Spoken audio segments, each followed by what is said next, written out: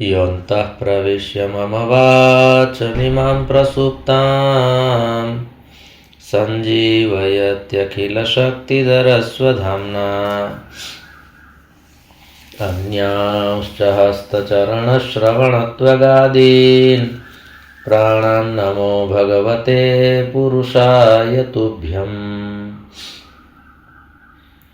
अनन्याश्चिन्तयन्तो मां ये जनाः पर्युपासते तेषां नित्याभियुक्तानां योगक्षेमं वहाम्यहम्।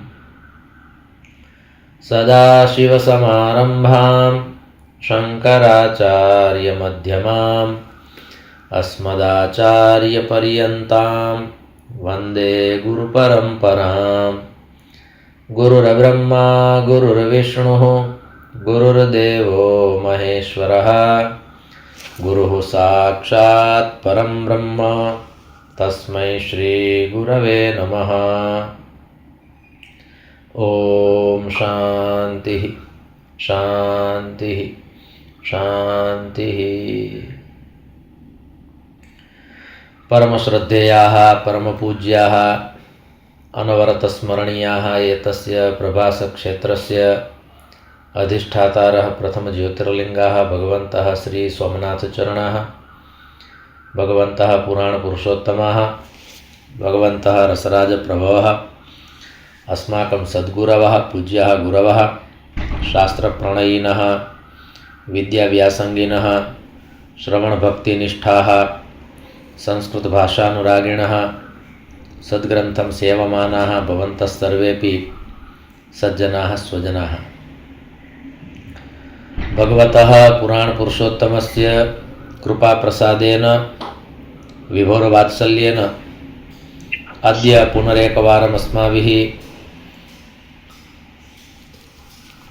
आषाढमासे कृष्णपक्षे अमावास्यायां बृहस्पतिवासरे एतदनुसारं जुलै मासस्य 24तमे दिनाङ्के 25 वर्षे विद्याव्यासङ्गं कर्तुं शास्त्रचर्चां कर्तुं भगवत्पादानां वाणीं गातुं श्रोतुं च अस्माभिः अवसरः सम्प्राप्तः। इदमस्ति अस्माकं सर्वेषां परमं सौभाग्यम्।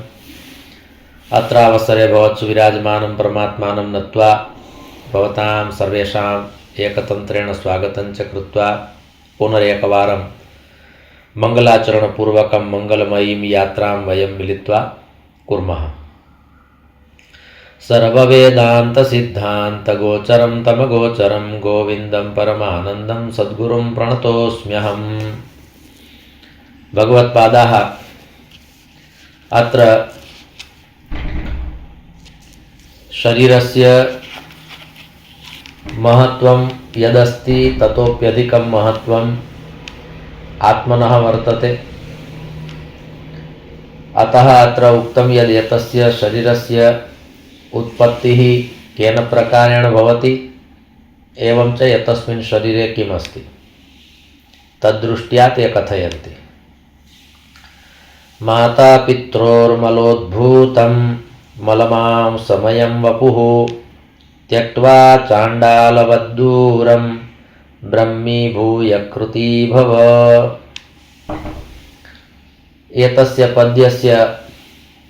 एतस्य श्लोकस्य इदमेव तात्पर्यं वर्तते यद् ब्रह्मात्मभावः महत्त्वपूर्णः अस्ति।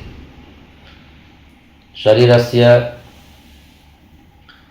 चर्चा शास्त्रेषु बहुधा बहुप्रकारेण कृता वर्तते। कुत्रचित् शरीरस्य प्रशंसा अपि कृता अस्ति, कुत्रचित् निन्दा अपि कृता अस्ति। किन्तु अत्र भगवत्पादाः शरीरस्य उत्पत्तिविषये यत् कथयन्ति तस्य तात्पर्यं वर्तते यत् शरीरं तु प्रथमं सोपानमस्ति, अन्तिमं सोपानं तु आत्मतत्त्वं वर्तते। तर्हि प्रथमसोपानारूढाः एव अग्रे कदाचित् द्वितीयं सोपानम् आरुह्य तृतीयं सोपानम् आरुह्य शनैः शनैः आत्मतत्त्वं प्राप्तुं शक्नुवन्ति। अतः शरीरस्यापि यत् महत्त्वं शास्त्रेषु प्रतिपादितं वर्तते तत्तु ज्ञेयमस्ति, किन्तु यदा द्वितीयं सोपानम् अस्माभिः आरूह्यते तस्मिन् समये एतस्य प्रथमस्य सोपानस्य तु सर्वथा त्यागः कर्तव्यः भवति। अस्माभिः ज्ञातं यत् भगवद्गीतायां भगवता उक्तम् इन्द्रियाणि पराण्याहुः। तत्र इन्द्रियाणि पराण्याहुः, इन्द्रियाणि अर्थात् पंच ज्ञानेन्द्रियाणि पंच कर्मेन्द्रियाणि यत्र निहितानि सन्ति तत् शरीरं वर्तते। तस्य शरीरस्य तावद् महत्त्वं नास्ति यावद् महत्त्वम् अग्रे उक्तं वर्तते। इन्द्रियेभ्यः परं मनः, मनसस्तु परा बुद्धिर्यो बुद्धे परतस्तु सः। लक्ष्यम् आत्मतत्त्वमस्ति, किन्तु प्रथमस्य सोपानस्य निषेधं कर्तुं न शक्यते। अतः कुत्रचित् शरीरस्य प्रशंसा अपि कृता वर्तते। पंचविंशतितत्त्वज्ञो इत्यत्रापि शरीरस्य महत्त्वं तु आदौ दर्शितं। तत्तत्त्वमपि अस्माभिः ज्ञेयमस्ति, किन्तु तत् लक्ष्यं नास्ति, तत्र स्थेयं नास्ति। शरीरयात्रापि च ते इति भगवता उक्तं वर्तते। अतः शरीरस्यापि एका यात्रा भवति। एका उपनिषद अस्ति मैत्रेयी उपनिषद। तत्र प्रोक्तं वर्तते देहो देवालयः प्रोक्तः जीवो देवः सनातनः त्यजेद अज्ञान निर्माल्यं सोहम भावेन पूजयेत्। एवं प्रकारेण तत्र मंत्रः प्रदत्तः वर्तते उपनिषदि। तत्र तु तथा उक्तं यदयं देहः देवालयः अस्ति, एतस्मिन् देवालये यः जीवः अस्ति सः जीवः देवः अस्ति। एवं च त्यजेद अज्ञान निर्माल्यं त्यक्त्वा सोहम भावेन पूजयेत्। अहम भावेन, सोहम भावेन, सः अहम इति भावेन तस्य देवालयस्य यः देवः अस्ति तं पूजयेत्। तर्हि उपनिषदि एवं प्रकारेण देहस्य प्रशंसा अपि कृता वर्तते। एवं च श्रीमद्भागवत महापुराणस्य माहात्म्यं, तत्र च गोकर्णः आत्मदेवम् उद्दिश्य द्वाभ्यां श्लोकाभ्यां उपदिशति तत्र पुनः उक्तं देहे स्थिमांसरुधिरे विमतिं त्यजत्वं जायासुतादिषु सदा ममतां विमुञ्च पश्यानिशं जगदिदं क्षणभङ्गनिष्ठं वैराग्यरागरसिको भवभक्तिनिष्ठः। तर्हि एवं प्रकारेण पुनः तत्र उक्तं यत् अयं देहः कीदृशः। तर्हि देहे स्थिमांसरुधिरे विमतिं त्यजत्वम्। एतस्मिन् शरीरे तु केवलं मांसं रुधिरम् अस्थि मज्जा एतत् सर्वं वर्तते। बहिस्तात् सुन्दरं प्रतीयते, आभ्यन्तरं तु तत् शरीरं तावद् नास्ति यत्र रुचिः भवेत्, किन्तु तथापि परमात्मना देहः प्रदत्तः वर्तते। सौन्दर्यं दत्तमस्ति, बाह्यसौन्दर्यं यदस्ति, किन्तु आत्मदेवः यस्याम् अवस्थायां वर्तते, यस्मिन् वयसि वर्तते, तस्मिन् वयसि गोकर्णेन यः उपदेशः देयः भवति तेनाधारेण कथयति क्षणभङ्गनिष्ठम्। शरीरं क्षणभङ्गुरम् एतदपि उक्तं वर्तते। इदं शरीरं क्षणभङ्गुरं, कदा पतति, कदा प्राणाः शरीरं त्यक्त्वा गच्छन्ति तज्ज्ञातुम् अनुमानं कर्तुं न शक्यते। अस्माभिः कदाचित् विचार्यते इदमिदानीं तु ते आसन्, इदानीं ते प्रस्थिताः, अहो आश्चर्यम्। एवं प्रकारेण आश्चर्यान्विताः अपि भवामः। अर्थात् शरीरस्य पंचमहाभूतेभ्यः निर्माणं वर्तते इति कृत्वा तत्रैव तद्विलीनं भवति। अतः गोकर्णेनापि उक्तं यत् अयं देहः एतादृशः वर्तते। तर्हि तत्र तथा उक्तं। पुनः कुत्रचित् उक्तं शरीरं रोगमन्दिरम्।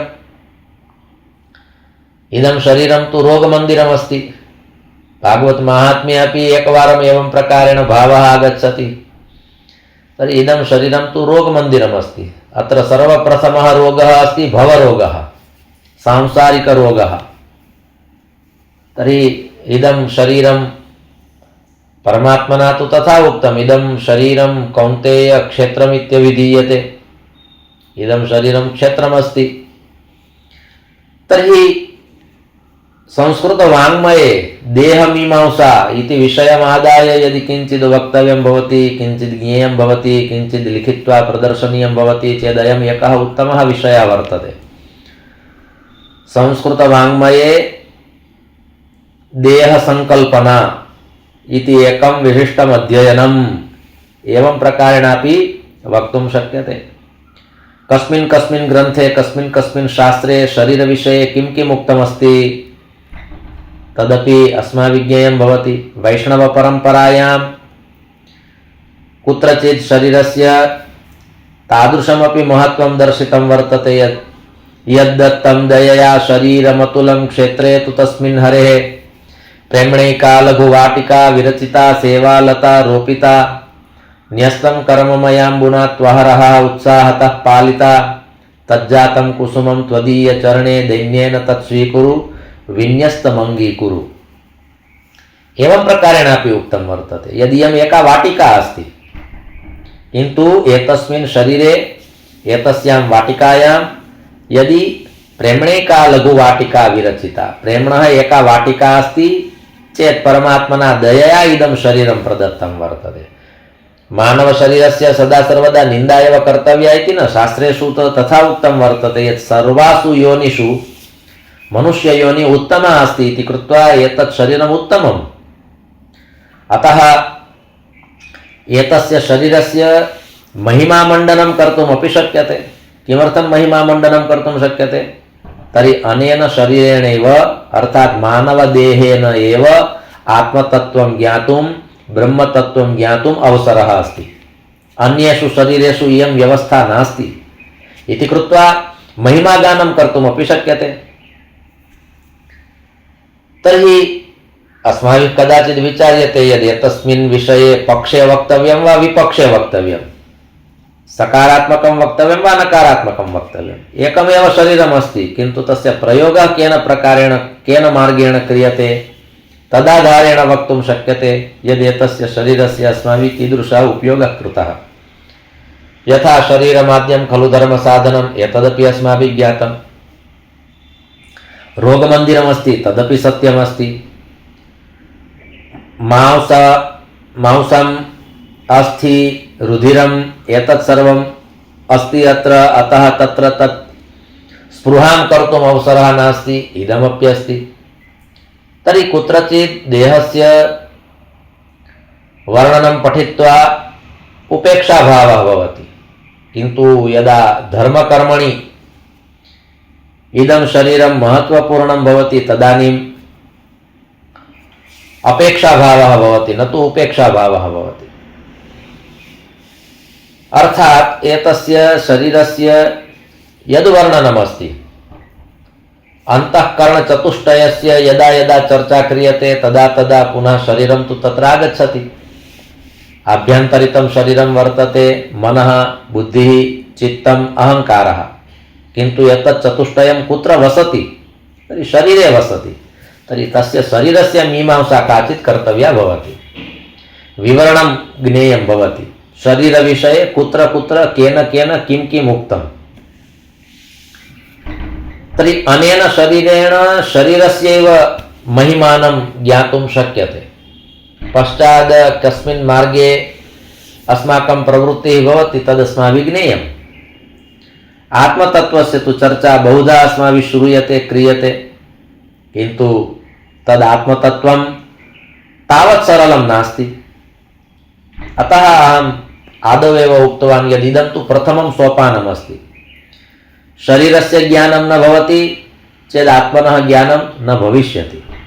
शरीरस्यापि एकं विज्ञानमस्ति।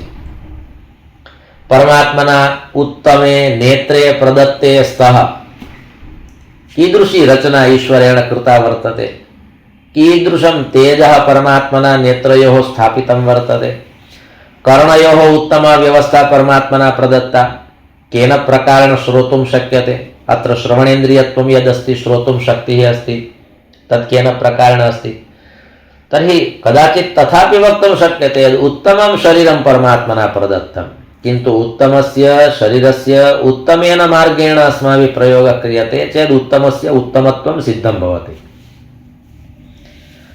तर्हि निन्द्यं वपुः एवं नास्ति, एतस्य शरीरस्य निन्दा एव भवति तथा नास्ति।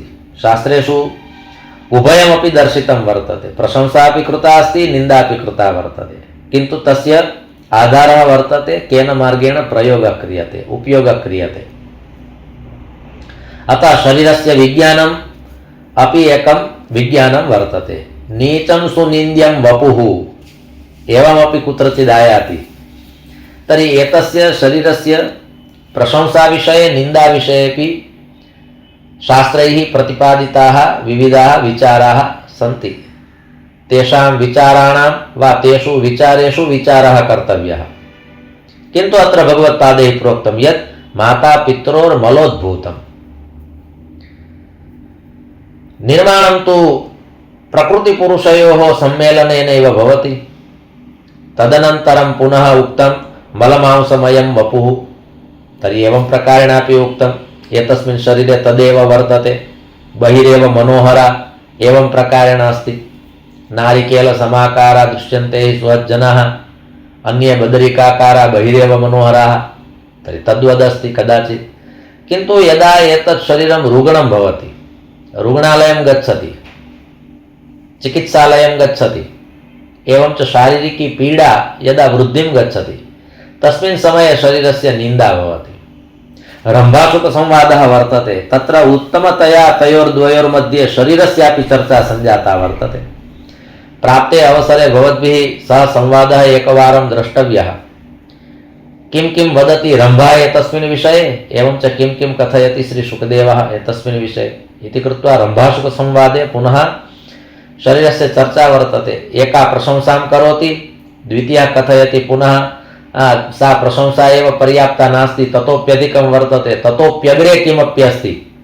शरीरम् अन्तिमं सोपानं नास्ति, किन्तु प्रथमं सोपानं वर्तते। तर्हि यदि अस्माभिः पृच्छा क्रियते, प्रश्नः क्रियते यत् इदं शरीरं किं, शरीरम् अर्थात् किम् इति कश्चित् वदति चेत् शरीरस्य लघ्वी व्याख्या प्रदत्ता वर्तते यत् शीर्यते इति शरीरं, यत् जीर्णं शीर्णं भवति इति शरीरम्। एतस्य शरीरस्य पुनः एकं स्वरूपं तत्र प्रदत्तमस्ति। श्रीमद्भागवत महापुराणे चतुर्थस्कन्धे पुरञ्जनोपाख्याने शरीरविषये पुनः तत्र बहुधा प्रोक्तं वर्तते। एकः पुरञ्जनः अस्ति, तस्य एकः सखा अस्ति अज्ञातः, स एव ईश्वरः। द्वासु पर्णा सयुजा सखाय समानवृक्षं परिशश्वजाते इति उपनिषदः यः मन्त्रः अस्ति, तस्यैव मन्त्रस्य विस्तारः अर्थात् पुरञ्जनोपाख्यानं वर्तते। पुनः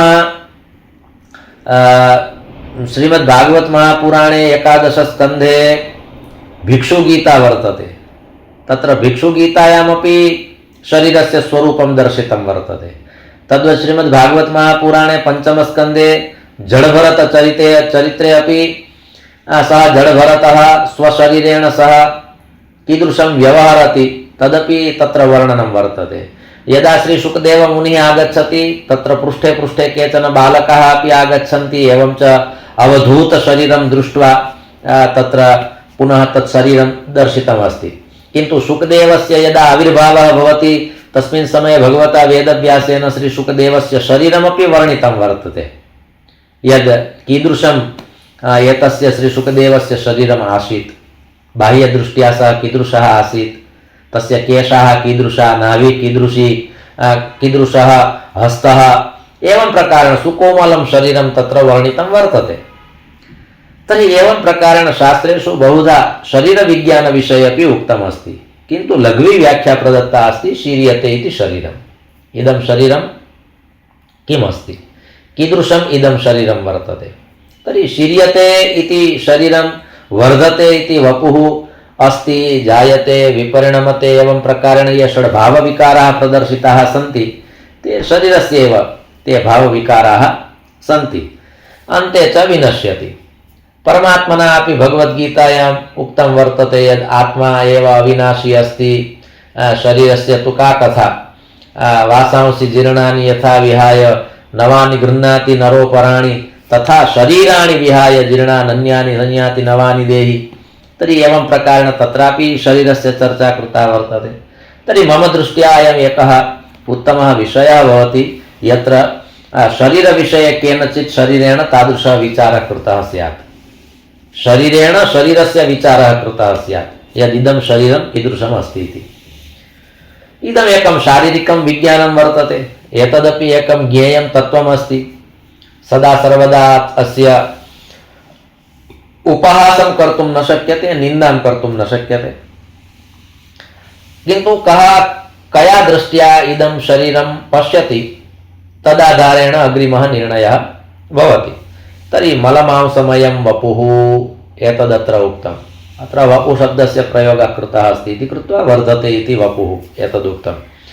त्यक्त्वा चाण्डालवत् दूरं, चाण्डालवत् दूरं त्यक्त्वा, यथा अस्माभिः चाण्डालस्य नैकट्येन स्वीकारः न क्रियते, तिरस्कारः क्रियते इति न, किन्तु पुरस्कारः अपि न क्रियते तस्य। तर्हि अत्र पुनः चाण्डालस्य यथा अस्माभिः त्यागः क्रियते, श्मशाने कश्चित् वसति, तेन सह अस्माकं नैकट्येन सम्बन्धः सम्पर्कः न भवति, तस्य यथा त्यागः क्रियते तद्वत् एतस्य शरीरस्य त्यागः कर्तव्यः। अर्थात् तत्र घृणा कर्तव्या, निन्दा कर्तव्या इति न, तादृशः भावः नास्ति, किन्तु त्यक्त्वा चाण्डालवत् दूरम्, अत्र दूरम् इति महत्त्वपूर्णं वाक्यं वर्तते, महत्त्वपूर्ण अयं शब्दः अस्ति यत् शरीरात् दूरं गन्तव्यम्, अर्थात् तत्रैव स्थितिः इति एव नास्ति, इत्येवं नास्ति, ततः अग्रे गन्तव्यम्, उपरि गन्तव्यं।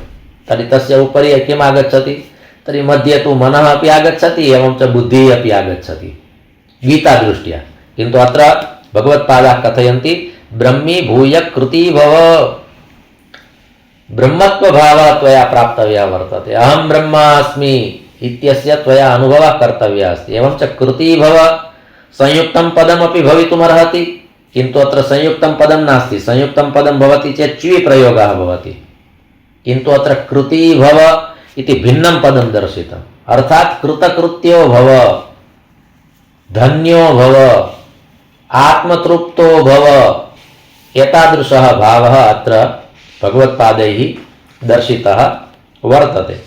तर्हि ब्रह्मभावस्य त्वया अनुभूतिः कर्तव्या वर्तते। भवतु त्वं शरीरस्य उपभोगमपि कुरु, चिन्ता नास्ति, किन्तु मनसि एकः तादृशः भावः स्थिरः कर्तव्यः, भवतु मया उपभोगः क्रियते, शरीरेण शरीरस्य उपभोगः क्रियते, किन्तु मम लक्ष्यमस्ति ब्रह्मी भूय कृती भव। तर्हि एवं प्रकारेण कृती भव, एवं प्रकारेण मया ब्रह्मतत्त्वस्य अनुभवः कर्तव्यः अस्ति इति मम लक्ष्यं वर्तते। तल्लक्ष्यम् अस्माभिः न विस्मर्तव्यम् इति कृत्वा अत्र भगवत्पादैः प्रोक्तं वर्तते। शरीरस्य सौन्दर्यं नास्ति इति न, यावत् कालपर्यन्तं शरीरे आत्मतत्त्वम् अस्ति तावत् कालपर्यन्तं शरीरस्य सौन्दर्यम् अस्ति, यावत् कालपर्यन्तं जीवः अस्ति। कदाचित् प्रश्नः भवति, अस्माभिः कदाचित् पूर्वं चर्चा कृता वर्तते, जीवः अर्थात् किम्, आत्मतत्त्वम् अर्थात् किं वा, आत्मा कः आत्मा। तर्हि यावत् कालपर्यन्तम् अस्माकं दृष्टिः संसारे भवति, सांसारिकी मनस्थितिः भवति, संसारे अस्माकं बुद्धिः प्रवीणा भवति, तावत् कालपर्यन्तं जीवसंज्ञा अस्ति, किन्तु सा एव दृष्टिः पुनः दृष्टिकोणपरिवर्तनं कृत्वा यदा आत्मकल्याणाय अस्माकं प्रवृत्तिः भवति, संसारं विस्मरामः, ग्रन्थान् पठामः, महापुरुषान् सेवयामः, एतादृशी यदा दृष्टिः आगच्छति तदानीं स एव जीवः पुनः आत्मतत्त्वं ज्ञातुं प्रवृत्तः भवति।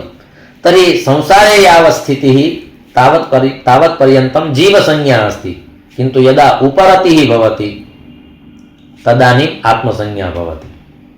तर्हि अयम् एकः सामान्यभेदः तत्र दर्शितः वर्तते। तर्हि एतस्य अनुभवः अस्माभिः कर्तव्यः वर्तते, एतस्य नाम ब्रह्मभावस्य अनुभवः कर्तव्यः अस्ति। यावत् कालपर्यन्तं ज्ञानं न भवति तावत् कालपर्यन्तम् अहं ब्रह्मास्मि इति उच्यते चेत् सः अहङ्कारः अस्ति। किन्तु ज्ञानं भवति एवं च यदा एतस्य वाक्यस्य अनुभूतिः भवति तदानीं ब्रह्मभावः अस्ति। परे ब्रह्मणि कोऽपि न लग्नः एतदपि भगवत्पादेनैव उक्तं वर्तते यत् सर्वत्र अस्माकं संलग्नता भवति, किन्तु ब्रह्मतत्त्वविषये यदा अस्माकं चर्चा भवति चेत् वर्तमानकाले तु प्रायः छात्राः ब्रह्मतत्त्वस्य आत्मतत्त्वस्य रहस्य विद्यायाः यदा चर्चा क्रियते तदानीं प्रायः जृम्भकाश्रम आगच्छति, निद्रा आगच्छति। किमर्थं? तदर्थम् अस्माभिः यात्रा एव कृता नास्ति, तस्मिन् विषये अस्माभिः विचारः एव कृतः नास्ति इति कृत्वा शरीरं तद् न स्वीकरोति। अतः एतस्य अर्थात् ब्रह्मभावस्य अनुभवं कर्तुं परमात्मना इदं शरीरं प्रदत्तमस्ति, तदस्माभिः न विस्मर्तव्यं। परमं चरमं लक्ष्यं तदस्ति। यथा ईशावास्योपनिषदि उक्तं वर्तते। किम् उक्तमस्ति? तर्हि यावत् कालपर्यन्तं मानवदेहेन आत्मतत्त्वस्य ज्ञानं न भवति तावत् कालपर्यन्तं विविधानि शरीराणि धृत्वापि यदि मनुष्यः साहजिकं मृत्युं प्राप्नोति चेत् तदपि आत्महत्या अस्ति। ये केचात्महनो जनाः एवं प्रकारेण तत्र प्रोक्तं वर्तते। आत्महत्या अर्थात् उपरिष्टात् पतनं वा विषपानं वा देहज्वालनम् एवं प्रकारेण सर्वं क्रियते, आत्महननं क्रियते, सा एव आत्महत्या अस्ति इति न। आत्मज्ञानम् अलब्ध्वा मृत्युः आत्महत्या एव अस्ति इति शास्त्रेषु प्रोक्तं वर्तते। तर्हि शरीरस्य मुक्तिः कदा भवति? यदा आत्मज्ञानं प्राप्यते तदा। आत्मज्ञानं न प्राप्यते एवं च मृत्युर्भवति चेत् सः मृत्युः नास्ति, आत्महत्या एव अस्ति। आत्महत्यायाः व्याख्या या अस्ति तां व्याख्यां वयं न जानीमः। वास्तविकरूपेण शास्त्रेषु इयं व्याख्या प्रदत्ता वर्तते। आत्मज्ञानं विना मृत्युः आत्महत्या। तर्हि अस्माकं दायित्वं भवति, वयं भारतदेशे वयं शास्त्रैः सह सम्बद्धाः, वयं गुरुशिष्यपरम्परायां निमग्नाः, एवं च अस्माकं पार्श्वे अवसराः, विवेकचूडामणिसदृशः ग्रन्थः अस्माकं हस्ते, अष्टावक्रगीतायाः ज्ञानं, भगवद्गीतायाः ज्ञानं, श्रीमद्भागवतमहापुराणस्य ज्ञानं, तत्र परीक्षितः शरीरात् मुक्तिः यथा श्री सुखदेव मुनिः करोति सः उपरामः भवति, केन प्रकारेण शरीरं त्यजति, सा यात्रा अस्माभिः ज्ञाता वर्तते, अस्माकं पार्श्वे अस्ति। तदर्थं शास्त्रेषु विविधानि उदाहरणानि प्रदत्तानि सन्ति, मार्गः प्रशस्तः वर्तते। तेन मार्गेण केवलम् अस्माभिः गन्तव्यमस्ति। तथापि यदि वयं न गच्छामः, एवं च यदि अस्माकं मृत्युर्भवति चेत् सा आत्महत्या एव अस्ति इत्येवं वक्तुं शक्यते। तथापि तर्हि अत्र भगवत्पादाः कथयन्ति यत् त्वया शरीरे स्पृहा न कर्तव्या, शरीरे स्पृहा न कर्तव्या, शरीरे त्वया दृढः अनुरागः न कर्तव्यः, दृढः अनुरागः न कर्तव्यः। तर्हि एवं प्रकारेण अस्माभिः ज्ञातं यत् शरीरस्य एकः गुणपक्षः अस्ति, तद्वद् एकः दोषपक्षः अस्ति। तर्हि कः गुणपक्षः? गुणपक्षे के गुणाः भवन्ति आगच्छन्ति, दोषपक्षे के दोषाः आगच्छन्ति। तयोः द्वयोः एकवारं तुलनात्मकम् अध्ययनं कर्तव्यं। शरीरस्य के गुणाः, कुत्र कुत्र शरीरस्य प्रशंसा कृता वर्तते, कुत्र कुत्र शरीरस्य निन्दा कृता वर्तते, किमर्थं प्रशंसा कृता अस्ति, किमर्थं निन्दा कृता अस्ति, तयोः द्वयोः अध्ययनं कर्तुं शक्यते। तर्हि अनेन एकेन श्लोकेन अर्थात् एतस्य श्लोकस्य आधारं कृत्वा अर्थात् कूर्मावताररूपेण यथा कूर्मः मन्दराचलं धरति स्वपीठे, तद्वत् एतस्य श्लोकस्य आधारं कृत्वा संस्कृतवाङ्मये शारीरिकविज्ञानम् अथवा शरीरमीमांसा एवं प्रकारेण किमपि ज्ञातुं द्रष्टुं शक्यते। अस्माभिः शरीरं मानवशरीरं प्राप्तमस्ति चेत् मानवशरीरस्य चर्चा न क्रियते चेदपि अज्ञानं भवति, अर्थात् पूर्णः न्यायः न भवति। किन्तु शरीरविषये प्रायः अस्माकं पूर्णः दृष्टिकोणः विकसितः नास्ति। इति अत्र कथनस्य तात्पर्यं। किन्तु तद् ज्ञात्वा पुनः अग्रे गन्तव्यमस्ति। ततः किं शरीरस्य पूर्णं विज्ञानं ज्ञात्वा ततः किं तदनन्तरं किं तर्हि तदनन्तरं मनः, ततः किं तदनन्तरं बुद्धिः, ततः किं तदनन्तरम् आत्मा इति कृत्वा प्रतिवारं तत्र ततः किं ततः किं ततः किं ततः किम् इति प्रदत्तं वर्तते। तर्हि चतुर्थं यत् ततः किं वर्तते तद् आत्मतत्त्वं ज्ञातुमस्ति। एवं च तस्य अर्थः भवति ततः किम् अर्थात् तदनन्तरं शरीरं नास्ति, तदनन्तरम् इयं यात्रा पूर्णा भवति इति कृत्वा तत्र भगवत्पादैः तया एकया पंक्त्या पुनः बहूनां स्तोत्राणामपि सारः तत्र निगूहितः वर्तते। तर्हि अयम् एकः भावः महत्त्वपूर्णः भगवत्पादैः प्रदत्तः अस्ति। तर्हि शरीरेण चिन्ता अपि भवति, चिन्तनमपि भवति। विचारयन्तु, इदम् एकमेव शरीरमस्ति किन्तु तस्य कार्यद्वयं, शरीरमेकं कार्यद्वयं। चिन्तामपि कर्तुं शक्यते, चिन्तनमपि कर्तुं शक्यते। अस्माभिः किं कर्तव्यम् इति अस्माभिः विचारः कर्तव्यः। तर्हि चिन्ता चिता समा नास्ति, बिन्दुमात्र विशेषतः सजीवं दहते चिन्ता, निर्जीवं दहते चिता। तर्हि अत्र पुनः उक्तं यद् अनेन शरीरेण भवता किं कर्तव्यं। यदि शास्त्राणां बहु उपासना कृता अस्ति चेत् सः जानाति चिन्ताकरणेन लाभः नास्ति, चिन्तनकरणेनैव लाभः वर्तते। मया चिन्तनं कर्तव्यमस्ति, तदपि शास्त्रस्य चिन्तनं कर्तव्यमस्ति, विषयाणां चिन्तनं कर्तव्यं नास्ति। एकः कालः भवति, एकः समयः भवति, तस्मिन् समये तस्मिन् काले कदाचित् विषयाणामपि चिन्तनं क्रियते चेत् भवति, किन्तु तस्यापि एकः समयः भवति। यदा सः समयः पूर्णः भवति चेत् पुनः आत्मचिन्तनं कर्तुं पुनः काचित् एका यात्रायाः कस्याचित् एकस्याः यात्रायाः प्रारम्भः भवति। अत्र तदेव प्रोक्तं वर्तते। तर्हि अस्माकं सम्मुखे यद्यत् शास्त्रमस्ति, ये केचन ग्रन्थाः सन्ति, आदौ अस्माभिः अनेन शरीरेण तद् ज्ञेयमस्ति यत् शरीरविषये कुत्र कुत्र किं किम् उक्तं वर्तते। यथा पुनरेकवारं श्रीमद्भागवतं प्रविशामः, तत्र पुनः उक्तं तेनेयं वाङ्मयी मूर्ति प्रत्यक्षा वर्तते हरेः, सेवनात् श्रवणात् पाठात् दर्शनात् पापनाशिनी। तर्हि श्रीमद्भागवतं परमात्मना वाङ्मय स्वरूपं वर्तते, अर्थात् वाङ्मयं शरीरम् अस्ति। तर्हि तत्रापि शरीरस्य तु चर्चा आगता, चर्चा तु जाता, किन्तु वाङ्मयं देहः तादृशः अस्ति। तर्हि आदौ तु अस्माभिः तद् ज्ञेयं भवति यत् संस्कृतभाषायां शरीरविषये कियन्तः शब्दाः सन्ति इति एकं कार्यं। त्रयः शब्दाः तत्र प्रसिद्धाः सन्ति, देहः, शरीरं, वपुः। पुनश्च ते षड्भावविकाराः अपि तस्मिन् शरीरे एव निहिताः सन्ति, अतः तेषां षड्भावविकाराणामपि चर्चा अस्माभिः बहुधा श्रुता वर्तते। पुनश्च अस्माकं शरीरे किं किम् अस्ति चेत् रसाद् रक्तं, ततो मांसं, मांसान् मेदः प्रजायते, मेदस्यास्ति ततो मज्जा, मज्जया शुक्रसम्भवः।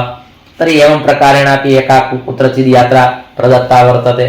पुनश्च श्रीमद्भागवत महापुराणे तत्र प्रथमस्कन्धे 9मे अध्याये श्रीमद्भागवत महापुराणे तु शरीराय प्रचुरमात्रायां कस्यचिदेकस्य शब्दस्य विशिष्टः प्रयोगः कृतः वर्तते। सः शब्दः अस्ति कलेवरं, कलेवरं यावदिदं हिनोम्यहम्। तत्र भीष्मपितामहः कथयति, भगवन्तं कृष्णं श्रीकृष्णम् उद्दिश्य कथयति, कलेवरं यावदिदं हिनोम्यहम्।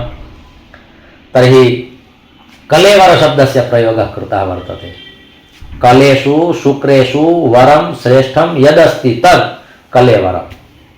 उत्तमः अयम् एकः शब्दः प्रयुक्तः वर्तते। श्रीमद्भागवत महापुराणे अधिकमात्रायां प्रचुरमात्रायाम् एतस्य शब्दस्य प्रयोगः कृतः अस्ति। अतः कलेवरं यावदिदं हिनोम्यहम्। अतः कलेवर शब्देनैव ज्ञातुं शक्यते यत् 84 लक्षपरिमितासु योनिषु उत्तमं शरीरं यदि किमपि अस्ति चेत् मानवशरीरमस्ति इति कलेवर शब्देन ज्ञातुं शक्यते। सदेव देवो भगवान् प्रतीक्षतां, कलेवरं यावदिदं हिनोम्यहम्। प्रसन्नः सारुणलोचनोल्लसत्, मुखाम्बुजोध्यानपथश्चतुर्भुजः। तर्हि एवं प्रकारेण बहु उत्तमतया भीष्मपितामहः तत्र कथयति। तर्हि शास्त्रेषु कोशेषु शरीराय कियन्तः शब्दाः सन्ति, कस्य शब्दस्य किं तात्पर्यम्, एवं च कुत्र शरीरस्य प्रशंसा कृता वर्तते, कुत्र च शरीरस्य निन्दा कृता वर्तते, शरीरस्य के गुणाः सन्ति, शरीरस्य के गुणाः, एवं च शरीरस्य के दोषाः। तर्हि यदा यदा अस्माभिः भगवता शङ्करस्य आराधना उपासना क्रियते तस्मिन् समयेपि मृत्युञ्जय महादेव त्राहि मां शरणागतं जन्म मृत्यु जरा व्याधि पीडितं कर्मबन्धनैः। जन्म दुःखं जरा दुःखम् एतद् जन्मग्रहणे अपि दुःखम् अस्ति, वृद्धावस्था आगच्छति चेदपि दुःखं वर्तते, कारणं तत्र परावलम्बित्वं भवति, अन्याश्रयः कर्तव्यः भवति। तस्मिन् समये इदं शरीरं बहु कष्टकरम् अस्ति इति ज्ञातुं शक्यते, कारणम् अस्माकम् आधारः अन्येषु भवति। यद् एतस्य मम शरीरस्य अन्तःकाले कः रक्षणं करिष्यति, कः सेवां विधास्यति, किं भविष्यति। बहु सहजतया यदि मृत्युः भवति चेत् कष्टं नास्ति, किन्तु न भवति चेत् पीडा बह्वी पीडा वर्तते। तर्हि एवं प्रकारेण अस्माभिः शरीरस्य अद्य अनेन शरीरेण शरीरस्य विचारः कर्तव्यः। गुणदोषविषये चिन्तनं कृत्वा पुनः अस्माकम् अग्रिमं सत्रं भविता। तर्हि अत्र इदं सत्रं भगवच्चरणयोः अस्माभिः समर्प्यते। कालः सञ्जातः, द्वाभ्यां श्लोकाभ्यां सत्रमिदम् अस्माभिः पूर्णं क्रियते। धर्मस्य विजयो भूयाद् अधर्मस्य पराभवः, प्राणिनां चैव सद्भावः भूयाद् विश्वस्य मङ्गलम्। सर्वे भवन्तु सुखिनः, सर्वे सन्तु निरामयाः, सर्वे भद्राणि पश्यन्तु मा कश्चित् दुःखभाग् भवेत्। ओम शांति शांति शांति। ओम।